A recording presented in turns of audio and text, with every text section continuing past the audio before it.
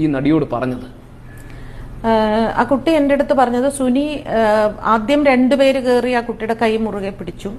അത് അപ്പോൾ എന്താണ് എന്ന് ചോദിച്ചപ്പോൾ, ചേച്ചി പേടിക്കണ്ട, ചേച്ചിക്കെതിരെ ഒന്നും അല്ല നമ്മൾ വന്നിരിക്കുന്നത്, ഡ്രൈവർക്കെതിരെയാണെന്ന്. അങ്ങനെയാണെങ്കിൽ നിങ്ങൾ ഡ്രൈവറിനെ പോയി പിടിച്ചവർ. അപ്പോൾ ഇവൾ ആദ്യം പിടിച്ചപ്പോൾ ഇവളൊന്ന് ഭയന്നു. അവരങ്ങനെ പറഞ്ഞപ്പോൾ ഇവളൊന്ന് തണുത്തു. കുറച്ച് കഴിഞ്ഞ് അപ്പോൾ വണ്ടി ഓൾറെഡി മൂവ് ചെയ്ത് തുടങ്ങി. ഒരു വണ്ടി ഓടിക്കുന്ന ആളും 2 പേരും ഉണ്ടായിരുന്നു. അത് കഴിഞ്ഞാണ് പിന്നെ സുനി കയറിയത്. സുനി കയറിയ ഉടനെ അയ്യോ എനിക്ക് അറിയാലോ ഈ ചേട്ടനെ നന്നായിട്ട്. അപ്പം ഞാൻ ചോദിച്ചു, എങ്ങനെയാണ് നിനക്ക് ഇയാളെ പരിചയം എന്ന് ചോദിച്ചാൽ പറഞ്ഞു, ഗോവയിൽ ഏതോ പടത്തിന്റെ ഷൂട്ടിംഗ് സമയത്ത് 1 മാസം ഇയാളായിരുന്നു ആ പ്രൊഡക്ഷന്റെ ഡ്രൈവർ. അപ്പം അങ്ങനെ എനിക്കറിയാം. അപ്പം അന്നൊന്നും ഇങ്ങനെ ഒരു ഇതാണെന്ന് എനിക്ക് തോന്നിയിട്ടില്ല, ഒരു ക്രിമിനൽ ആണെന്നോ ഒന്നും എനിക്ക് തോന്നിയിട്ടില്ല. അപ്പം പെട്ടെന്ന് പരിചയമുള്ള ഒരാളെ കണ്ടതിൻ്റെ ഒരു ആശ്വാസം എനിക്കുണ്ടായിരുന്നു. പക്ഷെ അയാൾ പറഞ്ഞു, ഞാൻ കൊട്ടേഷൻ കിട്ടിയിട്ട് വന്നിരിക്കുകയാണ് നിങ്ങൾക്കെതിരെ എന്ന് പറഞ്ഞു. അപ്പോൾ നിങ്ങളെ വളരെ മോശമായി ചിത്രീകരിച്ച് കൊടുക്കണം എന്നാണ് പറഞ്ഞിരിക്കുന്നതെന്നാണ് അത്ര പറഞ്ഞത്. അപ്പോൾ ഇവള് പറഞ്ഞു, ഞാൻ തന്നാൽ പോരെ ആ പൈസ, എന്നെ വെറുതെ വിട്ടുകൂടെ എന്ന് ചോദിച്ചു. അവൾ കരയുകയൊക്കെ ചെയ്തു. അത്തരത്തിലുള്ള, എനിക്കത് ഒരുപാട് വിശദീകരിക്കാനും പറ്റില്ല, കാരണം അന്വേഷണത്തിലിരിക്കുന്ന ഒരു വിഷയമാണ്. ഹായ് ഗൈസ്, നമസ്കാരം. എൻ്റെ പുതിയ വീഡിയോയിലോട്ട് നിങ്ങൾക്ക് എല്ലാവർക്കും സ്വാഗതം. അപ്പം ഇന്നലത്തെ വീഡിയോയിൽ ഞാൻ ഓൾറെഡി പറഞ്ഞിരുന്നു, ഈ വിഷയവുമായി ബന്ധപ്പെട്ടിട്ടുള്ള വീഡിയോസ് ഞാൻ സ്റ്റോപ്പ് ചെയ്യുകയാണ്. കാരണം ഈ വെള്ള പൂശിക്കൊണ്ടിരിക്കുന്ന അല്ലെങ്കിൽ സോഷ്യൽ മീഡിയയിൽ ഇൻഫ്ലുവൻസേഴ്സും അല്ലെങ്കിൽ ബാക്കിയുള്ള സെലിബ്രിറ്റി ഫീൽഡിലുള്ള ആൾക്കാരൊക്കെ ഈ വെള്ള പൂശാൻ വേണ്ടി കാണിക്കുന്ന കാര്യങ്ങളൊക്കെ വേർഡ് ബൈ വേർഡ് എടുത്ത് പറയേണ്ട ആവശ്യം എനിക്കില്ല. ഞാൻ അന്നും ഇന്നും അതിജീവിതയ്ക്കൊപ്പമാണ്. ഇനി അങ്ങോട്ട് എന്തൊക്കെ സംഭവിച്ചാലും അതിജീവിതയ്ക്കൊപ്പമാണ്. കാരണം ഞാൻ എപ്പോഴും പറഞ്ഞിട്ടുണ്ട്, ഇനി ഇത് ഹൈക്കോർട്ട് പോയാലും സുപ്രീം കോർട്ട് പോയാലും ഇതിനുള്ളൊരു തീരുമാനം എന്ന് പറയുന്നത് അങ്ങനെ തന്നെയായിരിക്കും വരിക. പക്ഷെ എൻ്റെ ഒരു ആഗ്രഹം, അതിജീവിത എന്ന് പറയുന്ന വ്യക്തി അനുഭവിച്ചതിനുള്ളത് അനുഭവിപ്പിച്ചവരും അനുഭവിക്കാൻ നേതൃത്വം നൽകിയിട്ടുള്ള വ്യക്തികൾ ആരാണോ അവർക്ക് കിട്ടണം എന്നുള്ളൊരു പ്രാർത്ഥനയുള്ളൂ. അപ്പോൾ ഞാനതാണ് പിന്നെ ഈ വിഷയത്തെക്കുറിച്ച് അധികം സംസാരിക്കേണ്ട, എല്ലാവരും അവനവൻ്റെ അഭിപ്രായങ്ങളൊക്കെ പറയുന്നുണ്ടല്ലോ എന്നൊക്കെ കരുതി വിട്ട്. പക്ഷെ ഞാൻ എപ്പോഴും പറഞ്ഞിരുന്നു, എനിക്ക് സ്ട്രൈക്കിംഗ് ആയിട്ടുള്ള അല്ലെങ്കിൽ എനിക്ക് സംസാരിക്കണം എന്ന് തോന്നുന്ന എന്തെങ്കിലും ഒരു കോൺസെപ്റ്റ് കിട്ടിയിട്ടുണ്ടെങ്കിൽ ഞാൻ എന്തായാലും സംസാരിക്കുന്നു. അങ്ങനെ നിൽക്കുന്ന സമയത്താണ് ഞാൻ കുറച്ച് ചാനലിൽ ചെറിയ ചെറിയ പീസ് കട്ടായിട്ട് ഞാൻ കണ്ടത്. നമ്മുടെ ഭാഗ്യ ചേച്ചി മീഡിയക്കാരെ വിളിച്ച് നടത്തിയിട്ടുള്ളൊരു പ്രസ് മീറ്റും അതിൽ പറഞ്ഞ കുറേ കാര്യങ്ങളും. അപ്പോൾ അതിങ്ങനെ കാണുന്ന സമയത്തൊക്കെ ഞാൻ ആലോചിച്ചത്, ഞാൻ പൊതുവേ നമ്മുടെ അതിജീവിതയുടെ സപ്പോർട്ടേഴ്സ് എന്ന് കരുതിയത് മെയിൻ സ്ട്രീമിലുള്ള കുറച്ച് ആക്ട്രസ്മാരായിട്ടുള്ള പാർവതി തിരുവോത്തർ, രമ്യ നമ്പീശൻ, മഞ്ജു വാര്യർ എന്നീ പറയുന്ന ആൾക്കാരൊക്കെയാണ് ഞാൻ പൊതുവേ കാണുന്നത് സോഷ്യൽ മീഡിയയിലും. കാരണം ആ ഒരു തുടക്ക സമയങ്ങളിലെ. പക്ഷേ ഭാഗ്യചേച്ചി ഇത്രത്തോളം, കാരണം എത്രയൊക്കെ ആണെങ്കിലും ഇങ്ങനൊരു വിധി വരുന്ന ദിവസം അതിജീവിതയുടെ കൂടെ നിന്ന് കൊണ്ട് അവൈലബിൾ ആവണമെങ്കിൽ ഈ വിഷയത്തിൽ അത്രത്തോളം നിന്നിട്ടുള്ള ഒരാൾ തന്നെ ആയിരിക്കണം. അപ്പം അങ്ങനെ ഞാനിങ്ങനെ ആളുടെ പ്രസ് മീറ്റ് കംപ്ലീറ്റ് കണ്ടു കഴിഞ്ഞതിന് ശേഷം ഞാൻ എന്ത് ചെയ്തു എന്ന് വെച്ചാൽ ആളുടെ ഒരു പ്രീവിയസ് വീഡിയോ ഇരുന്ന് മെല്ലെ ഇങ്ങനെ കണ്ടു. ഇപ്പോൾ കണ്ട സമയത്ത് ഭാഗ്യചേച്ചി എന്ന് പറഞ്ഞ വ്യക്തി അതിജീവിത നടന്ന കാര്യം ഷെയർ ചെയ്തതാണ് ഇവിടെ പറഞ്ഞത്. അപ്പോൾ എനിക്ക് തോന്നി ഇത് കുറച്ച് കേട്ട് കഴിഞ്ഞിട്ട് നമുക്ക് ആ പ്രസ് മീറ്റിലോട്ട് പോകാം എന്ന് കരുതിയാണ് എൻ്റെ തുടക്കത്തിൽ ഞാൻ ആ ഒരു വീഡിയോ ഇട്ടത്. അപ്പം കേട്ട് കാണുമല്ലോ, അറിയുന്നൊരു വ്യക്തിനെ കണ്ടപ്പം ആശ്വാസം. എനിക്ക് തോന്നുന്നു നമ്മുടെ മരിച്ചു പോയിട്ടുള്ള സംവിധായകനും ഓൾറെഡി പറഞ്ഞിട്ടുണ്ട്, ഗോവയിലുള്ളൊരു ട്രിപ്പിൽ അല്ലെ ഗോവയിലുള്ളൊരു ഇതിൽ നിങ്ങൾക്ക് പ്രീവിയസ് ഇൻ്റർവ്യൂസൊക്കെ നോക്കിയാൽ അറിയാം, ഡ്രൈവറായിട്ട് വന്ന ആളാണെന്ന്. അപ്പോൾ അത് തന്നെയാണ് നമ്മുടെ അതിജീവിതയും പറഞ്ഞിട്ടുള്ളത്, ഡ്രൈവറായി വന്നിട്ടുള്ളൊരു വ്യക്തിയാണ്. അപ്പോൾ ആളെ കണ്ടപ്പോൾ എനിക്കൊരു ആശ്വാസമായിരുന്നു, കാരണം ഇതാക്കുന്നു. പക്ഷെ അയാളാണ് ഇന്നത്തെ 1-ാം പ്രതിയായിട്ട് ഏറ്റവും മുൻനിരയിൽ നിൽക്കുന്നതെന്ന്. അപ്പം ഫസ്റ്റ് തൊട്ടിട്ട് ടിൽ ദി എൻഡ് ഈ ഒരു വിധി വരുന്ന അന്ന് വരെ നമ്മുടെ അതിജീവിതയുടെ കൂടെ വളരെ ആക്റ്റീവായി നിന്നിട്ടുള്ള ഒരു വ്യക്തി തന്നെയാണ് ഭാഗ്യേച്ചി എന്ന് പറയുന്നത്. അപ്പം മേ ബി അതിജീവിതയും ഭാഗ്യേച്ചിയും തമ്മിൽ കുറച്ചും കൂടെ ഒരു ഓപ്പൺ കോൺവെർസേഷൻ ഈ ഒരു വിഷയവുമായി ബന്ധപ്പെട്ടിട്ടുണ്ടാവും. അപ്പം അതിൻ്റെയൊക്കെ ഒരു റിഫ്ലക്ഷൻ്റെ ഭാഗമായിരിക്കാം ആളിങ്ങനെ ഒരു പ്രസ് മീറ്റ് വിളിക്കാനും ചോദ്യങ്ങൾക്ക് മറുപടി കൊടുക്കാനൊക്കെ നിന്ന്. എന്തായാലും ഇന്നലത്തെ പ്രസ് മീറ്റും അതിൽ പറഞ്ഞിട്ടുള്ള കുറച്ച് കാര്യങ്ങളും നമുക്ക് നോക്കാം. May be this is gonna B A lengthy video, കാരണം 5 മിനിറ്റോളം സംസാരിക്കുന്നുണ്ട്. അപ്പം ഹോപ്പ് താല്പര്യമുള്ളവർ കാണും, അത്രയും എനിക്ക് പറയാനുള്ളൂ. സോ നമുക്ക് ഓരോന്നിലോട്ട് പോകും. അടുത്തേക്ക് പോയപ്പം അവളിങ്ങനെ ഷോക്ക് കിട്ടിയമാതിരി ഇങ്ങനെ ഇരിക്കുന്നുണ്ടായിരുന്നു. ഞാനിനി എന്താ ചെയ്യേണ്ടത് എന്നിങ്ങനെ ചോദിച്ചു. ഞങ്ങളാരും ഒന്നും മിണ്ടിയില്ല. ആരും ഭക്ഷണം കഴിച്ചില്ല. എല്ലാവരും വൈകുന്നേരം വരെ അങ്ങനെ സൈലൻ്റായിട്ട് തന്നെ ഇരുന്നു. അത് മാത്രമേ ഉണ്ടായുള്ളൂ. അപ്പീൽ പോകുന്നതിനെ കുറിച്ചൊന്നും സംസാരിക്കാൻ പറ്റുന്ന ഒരു മാനസികാവസ്ഥയിലല്ലായിരുന്നു. അതല്ലായിരുന്നു അവിടെ സംസാരിക്കേണ്ടത്. അവളെ ഒന്ന് ആ സമയത്തൊന്ന് കൺസോൾ ചെയ്യാമെന്ന് മാത്രമേ ചിന്തിച്ചുള്ളൂ. ഇവർ പറഞ്ഞത് അതിജീവിതയുടെ അടുത്ത് ചെന്നപ്പം ഭയങ്കര വിഷമത്തോടു കൂടി ഞാൻ ഇനി എന്താ ചെയ്യണ്ടേ എന്ന് ചോദിക്കും. ഇവിടെ അതിജീവിത എന്ന് പറയുന്ന വ്യക്തി അവസാന പ്രതിയായിട്ടുള്ള വ്യക്തിക്ക് ദിലീപേട്ടന് കുറ്റവിമുക്തനാണ് എന്നറിഞ്ഞപ്പോൾ ഇത്രത്തോളം സങ്കടത്തിലായത്, അല്ലെങ്കിൽ ഇത്രത്തോളം വിഷമിച്ച് അന്നത്തെ ദിവസം മുഴുവൻ ഫുഡ് കഴിക്കാണ്ട് നിന്നു എന്ന് പറയുന്നത് അതിജീവിതയ്ക്ക് അത്രയ്ക്ക് ഉറപ്പുള്ളത് കൊണ്ടല്ലേ? ഞാൻ ചോദിക്കുക, അത്രയ്ക്ക് ഉറപ്പുള്ളത് കൊണ്ടല്ലേ തൻ്റെ ഈ ഒരു കാര്യത്തിൽ നിന്ന വ്യക്തി ഇവരാണ് എന്ന്? പിന്നെ ആ ചോദ്യം വന്നത് ഇത്രയാണ്: 8 കൊല്ലം കാത്തു നിന്നിട്ട് എനിക്ക് കിട്ടിയ നീതി ഇതാ.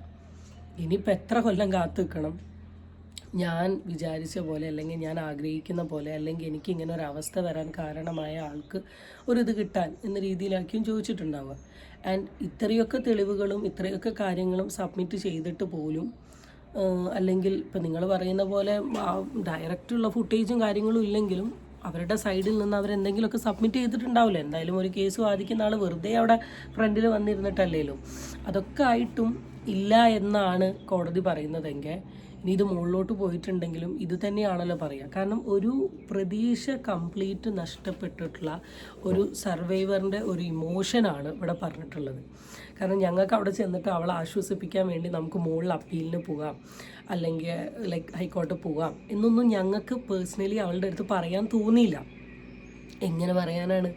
കാരണം ഇപ്പം എന്നോട് ഇങ്ങനെ ചെയ്തത് ഏതൊക്കെയോ വിധേന ഇങ്ങനെയാണ് എന്നറിയുന്നത് കൊണ്ടല്ലേ ആൾ ഇത്രത്തോളം ഇമോഷണലി ആയത്. ഇപ്പം ആ കണ്ണീരൊക്കെ ആരെങ്കിലും കാണുന്നുണ്ടാവും. ഇപ്പം ഞാനിത് വന്ന് പറയുമ്പോൾ മേ ബി ബാക്കിയുള്ള ആൾക്കാർ, അല്ലെങ്കിൽ ഈ സെയിം ടോപ്പിക് എടുത്ത് റിയാക്ട് ചെയ്യുന്ന ആൾക്കാരൊക്കെ പറയുക, അതേ ഞങ്ങൾ അതിജീവിതയുടെ കൂടെയാണ്, പക്ഷേ ഞങ്ങൾക്ക് പറയാനുള്ളത് ദിലീപേട്ടനെതിരെ തെളിവില്ല, തെളിവാണ് ഇമ്പോർട്ടൻ്റ് എന്നാണ് പറഞ്ഞത്. ഓക്കെ ഫൈൻ, നിങ്ങൾ പറയുന്ന കാര്യങ്ങളൊക്കെ സമ്മതിക്കുന്നു. തെളിവില്ലാത്തത് കൊണ്ടാണ് ഇങ്ങനെയൊരു വിധി വന്നത്. ഈ വിധിയെ നമ്മൾ ഒരുപാട് റെസ്പെക്റ്റ് ചെയ്യുന്നു. പക്ഷേ ആ കണ്ണീരിൽ ഒരു സത്യമുണ്ടെങ്കിൽ എന്തെങ്കിലുമൊക്കെ ഈ വിധി മാറും. ഇപ്പം മാറ്റി നിന്ന് കളിയാക്കുന്നവരോടും പരിഹസിക്കുന്നവരോടും പുച്ഛിക്കുന്നവരോടൊക്കെ പറയുന്നത് കാലം തെളിയിക്കും. ഇത്രയേ പറയാനുള്ളൂ. എന്തായാലും ബാക്കി കേൾക്കാം. ഞങ്ങൾ ഇന്നലെ വാസ്തവത്തിൽ ഞാൻ അവളോട് പറഞ്ഞത് TV വെക്കരുത്, ഫോൺ സ്വിച്ച് ഓഫ് ചെയ്യുക, നമുക്ക് ഇവിടെ സംസാരിച്ചിരിക്കാം, 1 മണിക്ക് ശേഷം നമുക്ക് TV ഒക്കെ കണ്ടാൽ മതി, നീ മുകളിൽ എവിടെയെങ്കിലും പോയിരിക്കണം എന്നൊക്കെ പറഞ്ഞിരുന്നു. പക്ഷേ അവളിങ്ങനെ വല്ലാത്ത റെസ്റ്റ്ലെസ് ആയിരുന്നു, ഭക്ഷണം കഴിക്കാതെയും ഉറങ്ങാതെയൊക്കെ ഇങ്ങനെ. അപ്പോൾ അവൾ മുകളിലുള്ള മുറിയിൽ തന്നെയായിരുന്നു. അവൾ TV കാണാനൊന്നും വന്നില്ല. ഞാനും അവളുടെ കുറച്ച് വളരെ അടുത്ത സുഹൃത്തുക്കൾ, ശില്പ, മൃദുല എന്നൊക്കെ പറയുന്ന കുട്ടികൾ, പിന്നെ അവളുടെ ബ്രദേഴ്സ് 2 പേരും ഉണ്ടായിരുന്നു, അമ്മയും. ഞങ്ങൾ മാത്രം TVയുടെ മുമ്പിലിരുന്ന് കണ്ടുകൊണ്ടിരുന്നു.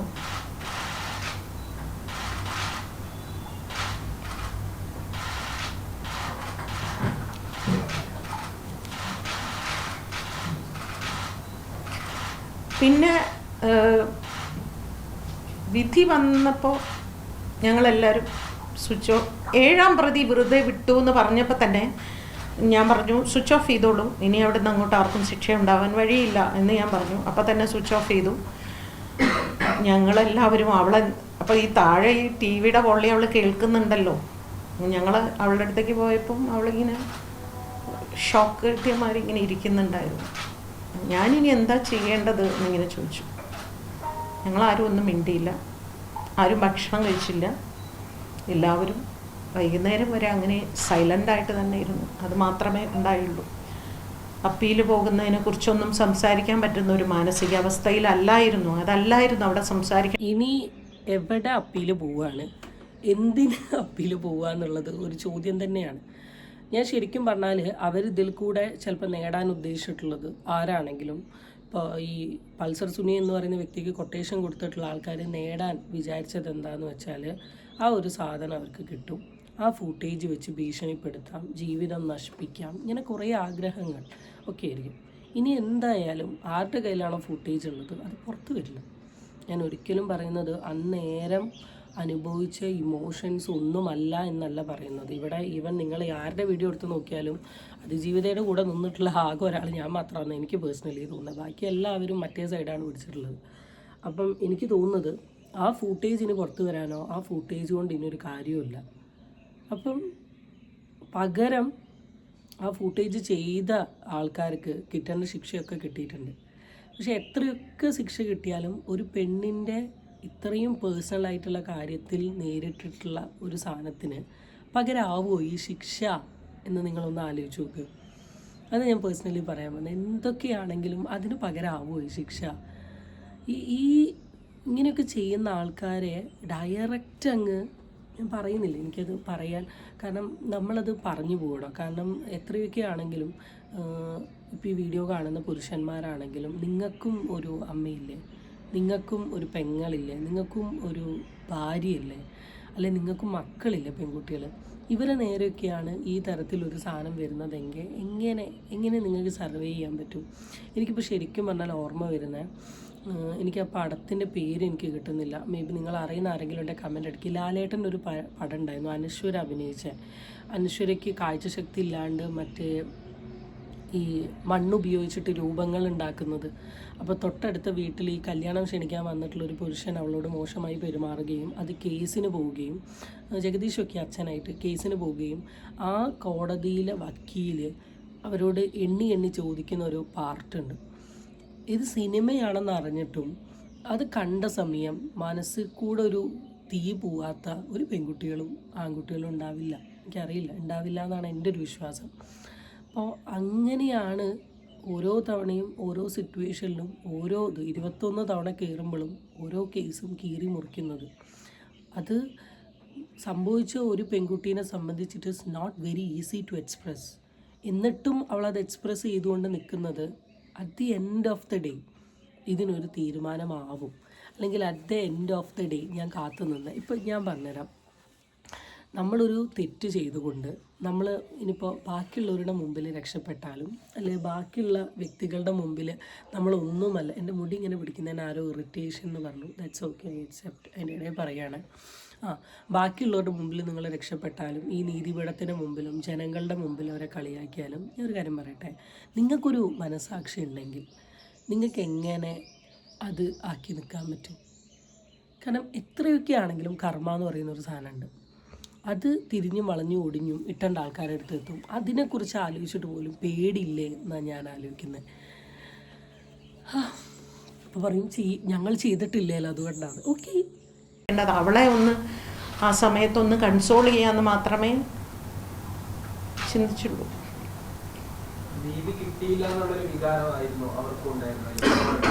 100% കോടതി മുറിക്കുള്ളിൽ അവൾ ഒരുപാട് അനുഭവിച്ചല്ലോ, എല്ലാവർക്കും അറിയാമല്ലോ.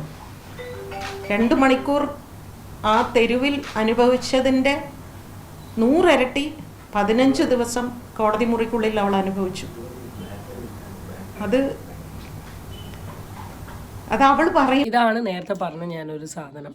കാരണം 2 മണിക്കൂർ അതിൻ്റെ ഉള്ളിൽ അനുഭവിക്കുന്നതിനേക്കാൾ ഇരട്ടിയാണ് 15 ദിവസം കോടതിയിൽ വരുന്ന ചോദ്യങ്ങൾ. മാറ്റി മറിച്ചൊക്കെ ചോദ്യങ്ങൾ വരും. എങ്ങനെ വന്നു, എങ്ങനെയാക്കി, എങ്ങനെ എത്ര പേര് കയറി, നിങ്ങൾ തടയാൻ നോക്കിയില്ലേ, നിങ്ങൾ കാറിൻ്റെ ഉള്ളിൽ നിന്ന് റിയാക്ട് ചെയ്തില്ലേ, അതിനുള്ളിൽ നടന്നിട്ടുള്ള കാര്യങ്ങൾ എന്താണ്, അത് വിശദീകരിക്കും, അത് എക്സ്പ്ലെയിൻ ചെയ്യും. ഒരു കാര്യം എക്സ്പ്ലെയിൻ ചെയ്യുമ്പോൾ, കാരണം ഇങ്ങനൊരു അബ്യൂസ് പറ്റിയിട്ടുള്ള അല്ലെങ്കിൽ ഓപ്പോസിറ്റ് സൈഡിൽ അബ്യൂസ് പറ്റിയിട്ടുള്ള ഒരു വ്യക്തിനെ തളർത്താൻ പറ്റും എങ്ങനെയാ അറിയോ? ഈ ചോദ്യങ്ങൾ ചോദിക്കുമ്പോഴാണ്. ഈ ചോദ്യങ്ങൾക്ക് മുമ്പിൽ അവർക്ക് എത്രയൊക്കെ മറുപടികൾ ഉണ്ടെങ്കിലും അവർ തളർന്നു പോകും. കാരണം അത് പറയുമ്പോൾ ഉണ്ടാകുന്ന അവരുടെ ഒരു മാനസികാവസ്ഥ ഉണ്ട്. ഒരു 19 തവണ ഇത് റിപ്പീറ്റ് ചെയ്തിട്ടുണ്ടെങ്കിൽ, ഈ 50 തവണ ഈ ഒരു കാര്യം റിപ്പീറ്റ് ചെയ്തിട്ടുണ്ടെങ്കിൽ മാനസികമായി ഏത് പെൺകുട്ടി ആഗ്രഹിക്കുക, അയ്യോ എന്നെക്കൊണ്ട് ഇതുകൊണ്ട് മുന്നോട്ട് കൊണ്ടുപോകാൻ വയ്യ, കാരണം ഞാൻ മുന്നോട്ട് കൊണ്ടുപോയിട്ടുണ്ടെങ്കിൽ എനിക്ക് ഇങ്ങനത്തെ തരത്തിലുള്ള ചോദ്യങ്ങൾക്ക് ആ മറുപടി കൊടുക്കണ്ടേ എന്നുള്ളൊരു മൈൻഡ് വരും. അതുകൊണ്ടാണ് ഈ 7.5 കൊല്ലം വരെ ഈ ഒരു സാധനം നീട്ടിക്കൊണ്ട് പോയെന്ന് എനിക്ക് മനസ്സിലാവുന്നില്ല. കാരണം ഏതൊരു കേസാണെങ്കിലും കിട്ടിയാൽ വേഗം അതിൻ്റെ ഇൻവെസ്റ്റിഗേഷനോ കാര്യങ്ങളൊക്കെ ചെയ്ത്, കാരണം ഈ കാലങ്ങൾ തീരുന്നതിനനുസരിച്ച് പല സൈഡുകളും മാറിക്കൊണ്ടിരിക്കും. ഇപ്പം നമ്മുടെ മെയിൻ വിറ്റ്നസ് ആയിട്ടുള്ള വ്യക്തി മരിച്ചുപോയി. ഒന്ന് ആലോചിച്ച് നോക്ക്, ഈ ഇത്രയും കൊല്ലങ്ങളോളം ഓരോ കേസും വലിച്ചു നീട്ടിയിട്ടാണ് ഈ ജഡ്ജിമാർക്കൊക്കെ എന്താ പണി എന്നാണ് ഞാൻ മനസ്സിലാവാത്തത്. ആ നടന്ന് ആ കുറച്ച് ടൈം കൊണ്ട് തന്നെ നിങ്ങൾ അതിനൊരു തീരുമാനമോ കാര്യങ്ങളോ ഒക്കെ ഉണ്ടാക്കിയിട്ടുണ്ടെങ്കിൽ ആ ഓപ്പോസിറ്റിലെ വ്യക്തിക്ക് ഒരു ഹീലിംഗ് എന്ന് പറയുന്ന ഒരു പ്രോസസ്സ് നടക്കും. 7.5 കൊല്ലം കാത്തു നിന്ന ഒരു ഹീലിംഗ് നടക്കാണ്ട് വരികയും ഇതാളെ ബാക്ക് ടു മെൻ്റൽ ട്രോമയിലോട്ട് കൊണ്ടുപോവുകയാണ്. അതൊന്നും ആർക്കും മനസ്സിലാവുന്നില്ല. നീതി കിട്ടിയിട്ടില്ല എന്ന് അതിജീവിത പറയുന്നുണ്ടെങ്കിൽ പിന്നെ എവിടെയാണ് നീതി കിട്ടിയത്, ആർക്കാണ് നീതി കിട്ടിയത്? പിന്നെ നിങ്ങൾ മനസ്സിലാക്കേണ്ട കാര്യം, എൻ്റെ ഒരു ഇതിൽ പറയാം, ഒരു പെൺകുട്ടിയും തൻ്റെ വളരെ പേഴ്സണലായിട്ട് സംഭവിച്ചിട്ടുള്ള ഒരു കാര്യം മറ്റൊരാളുടെ തലയിലോട്ട് കെട്ടിവെക്കില്ല. എങ്ങനെയാണ് അതൊക്കെ പറ്റുക എന്നാണ് ഞാൻ ആലോചിക്കുന്നത്. ഇവിടെ എത്രയൊക്കെ ന്യായീകരിച്ചിട്ടും കാര്യമില്ല, മനസ്സിലാക്കാത്ത കുറേ സമൂഹത്തിലെ ആൾക്കാരുണ്ട്. പറയുമ്പോഴേ അതിന് നിങ്ങൾക്ക് മനസ്സിലാവുള്ളൂ. ഞാൻ പറയുമ്പോൾ അത്രയ്ക്ക് അങ്ങോട്ട് നിങ്ങൾക്ക് കിട്ടണമെന്നില്ല. ഈ ഇൻസിഡൻറ്റ് നടന്ന സമയം, ആ ഇൻസിഡൻറ്റിനെ കുറിച്ച് എന്നോട് പറയുമ്പോൾ അത് കേൾക്കുക എന്ന് പറയുന്ന ഒരു വലിയ ശിക്ഷയാണത്. അതേപോലെ തന്നെ അവളുടെ ഓരോ കോടതിയിൽ പോയി വന്നിട്ട് ഞാൻ പിന്നെയും അതിനുശേഷം കുറേ തവണ ഞാൻ അവളുടെ വീട്ടിൽ പോയിട്ടുണ്ട്. ഈ വിചാരണ കഴിഞ്ഞതിന് ശേഷം, ട്രയൽ കഴിഞ്ഞതിന് ശേഷം ഓരോ തവണയും ഞാൻ മോളെ എന്ന് എനിക്ക് വയ്യ ചേച്ചി, എനിക്ക് ഇങ്ങനെ പറയും എന്നല്ലാതെ, നമ്മൾ മീഡിയയുടെ മുമ്പിൽ കാണുമ്പോൾ അവൾ ഭയങ്കരമായിട്ട് ചിരിച്ചൊക്കെയാണ് നമ്മൾ കാണുന്നത് ഇൻ്റർവ്യൂ. അല്ല, അവൾക്ക് സർവൈവ് ചെയ്തേ പറ്റൂ. എപ്പോഴും കരഞ്ഞിരിക്കണം എന്ന് കരുതുന്ന ഒരു വേട്ടക്കാരനാണ്. അവൾ കരയണം, അവളുടെ ജീവിതം ഇല്ലാതെയാകണം. അപ്പോൾ എന്തുകൊണ്ട് അവൾ കരയുന്നില്ല? ഞങ്ങളാണ് അവളോട് പറയുന്നത്, ഒരിക്കലും നീ കരയരുത്. എന്നാലും അവളുടെ ഹസ്ബൻഡ് പോലും അവളെ എവറി സെക്കൻഡ് വിളിച്ചുകൊണ്ടിരിക്കുക. അയാൾ പനിയായിട്ടാണ് അദ്ദേഹത്തിന് വരാൻ പറ്റാതെ പോയത്. അപ്പോൾ അയാൾ ഞാനുണ്ടല്ലോ നിന്നോടൊപ്പം, നീ എന്തിനാണ് ഇങ്ങനെ അപ്സെറ്റ് ആവുന്നതെന്ന് അയാൾ പറഞ്ഞുകൊണ്ടിരിക്കുക. ഇതൊക്കെയാണ് അവളുടെ ഏറ്റവും വലിയ ആശ്വാസം എന്ന് പറയുന്നത്. അവളെ എങ്ങനെയെങ്കിലും നമുക്ക് ഒരു മാനസികമായ ധൈര്യം കൊടുത്ത് അവളെ മുമ്പോട്ട് കൊണ്ടുപോവുക എന്നുള്ളത് നമ്മൾ ഓരോരുത്തരുടെയും ആവശ്യമാണെന്നാണ് എനിക്ക് തോന്നുന്നത്. അത് ഞാൻ അവസാനം വരെ ഞാൻ ഇങ്ങനെ തന്നെയായിരിക്കും. എനിക്ക് പറയാനുള്ളത് ഈ ഒരു വിഷയത്തെ കുറിച്ചിട്ട്, ഇവിടെ സ്വന്തം ഇഷ്ടപ്രകാരം അറിഞ്ഞുകൊണ്ട് പല ബന്ധങ്ങളിലോട്ടും എൻ്റെ ഒരു ഒപ്പീനിയനിൽ വാട്ട് ഈസ് ലൈക്ക് ഒരു സെക്ഷൽ അബ്യൂസ് എന്ന് ഞാൻ ചോദിച്ചിട്ടുണ്ട്. ഇപ്പോൾ കറൻ്റ്ലി നമ്മൾ പല കേസുകളും കാണുന്നുണ്ട്. ഇപ്പോൾ ഈ അടുത്ത് നടന്ന രാഹുൽ മാങ്കൂട്ടത്തിലൊക്കെ കേസ് ഞാൻ കണ്ടിട്ടുണ്ട്. അവിടെ ചാറ്റുകളാണ് ഞാൻ കണ്ടിട്ടുള്ളത്. 2 വ്യക്തികളും സ്വന്തം ഇഷ്ടപ്രകാരം ഒരു ടൈമിൽ ഇഷ്ടത്തോടു കൂടി ചെയ്തൊരു കാര്യം, പിന്നെ എന്തെങ്കിലുമൊക്കെ ഒരു പ്രശ്നം വരുമ്പം, അല്ലെങ്കിൽ തെറ്റുന്ന സമയത്ത്, അല്ലെങ്കിൽ തല്ലി പിരിയുന്ന സമയത്ത് അതിനെ നേരെ കൊണ്ടുവന്നിട്ട് ഈ ഒരു ലെവലിലോട്ട് ഇടുന്നതിനെ ഞാൻ ഒരിക്കലും കൂട്ടില്ല. ഒരു പെൺകുട്ടി അറിയാണ്ടോ അല്ലെങ്കിൽ പെൺകുട്ടിക്ക് താല്പര്യമില്ലാണ്ടോ കൺസെൻ്റ് ഇല്ലാണ്ടോ ആ പെൺകുട്ടീൻ്റെ അടുത്ത് ഒരു വ്യക്തി മോശമായി പെരുമാറുന്ന ഈ ഒരു സാധനത്തിനെയാണ് ഞാൻ കൂട്ടുന്നത്. അപ്പോൾ ഇവിടെ ഞാൻ പറയുന്ന അതിജീവിത എന്ന് പറയുന്ന വ്യക്തി അനുഭവിച്ചിട്ടുള്ളത് കംപ്ലീറ്റ് ഈ തരത്തിലുള്ള ഒരു അബ്യൂസാണ്. അതിന് ഇവിടെ ആൾക്ക് റിഗ്രറ്റ് ചെയ്യേണ്ട ആവശ്യമില്ല. കാരണം കുറേ മനുഷ്യന്മാരല്ലാത്ത മൃഗങ്ങൾ, ഈ 6 എണ്ണത്തിൻ്റെ ലിസ്റ്റിൽ നിൽക്കുന്ന മൃഗങ്ങൾ, നന്ദിയില്ലാത്തവന്മാർ, അമ്മയും അച്ഛനും പെങ്ങളും ഭാര്യയും കുട്ടിയും എന്താണെന്നറിയാത്ത മൃഗങ്ങൾ, ഇവന്മാരുടെ എന്തൊക്കെയോ ഇമോഷൻ്റെ പുറത്ത് ഒരു പെൺകുട്ടീൻ്റെ അടുത്ത് ചെയ്തിട്ടുള്ളൊരു കാര്യം. ഇനി ഇവന്മാരെ ഒന്നും ഒരു മനുഷ്യൻ്റെ ലിസ്റ്റിലേ കൂട്ടാൻ പറ്റില്ല. ഇനി അതിൻ്റെ മുകളിൽ ഇനി വേറെ ആരെങ്കിലും ഉണ്ടെങ്കിൽ, മൃഗത്തിൻ്റെ മൃഗം എന്ന് പറയുന്ന കാറ്റഗറി ഓഫ് ആൾക്കാർ ഉണ്ടെങ്കിൽ അവർ ചെയ്തിട്ടുള്ളൊരു സാധനം. ഇവിടെ അതിജീവിത എന്ന് പറയുന്ന വ്യക്തിയുടെ സൈഡിൽ ഒരു മിസ്റ്റേക്കും ഇല്ല. ആൾ ഒരു കാര്യവും ചെയ്തിട്ടില്ല, ആൾ ഒരു തെറ്റും ചെയ്തിട്ടില്ല. ആൾ ആഗ്രഹിച്ചതോ ആൾ ഇഷ്ടപ്പെട്ടിട്ടോ അല്ലെങ്കിൽ ഇങ്ങനെ ഒരു സിറ്റുവേഷനിൽ 6 പേര് ഒരുമിച്ച് ഒരു വണ്ടി കയറുമ്പം ഒന്നും ചെയ്യാൻ പറ്റില്ല. അവിടെ എന്ത് ചെയ്യാനാ? ഒരു പെൺകുട്ടി എന്ത് ചെയ്യാനാ? എന്ത് ചെയ്യാൻ പറ്റുന്ന രീതിയിൽ ഞാൻ അത് തരാം ഇത് തരാം, എന്നെ ഒന്ന് വിട്ടൂടെ, അങ്ങനെ ആയിക്കൂടെ, ഇങ്ങനെയൊക്കെ പല ചോദ്യങ്ങളും ചോദിച്ചിട്ടുണ്ട്.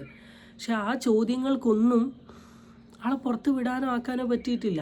6-7 വർഷത്തോളം ഈ ഒരു സാധനത്തിന് വേണ്ടിയിട്ട് അങ്ങനെ നടന്നു, കാര്യങ്ങൾ ചെയ്തു, എന്നിട്ടും ആക്കിയില്ല. പിന്നെ എന്തിനു കരയണം? ആർക്ക് വേണ്ടി കരയണം? ജീവിച്ച് കാട്ടണം.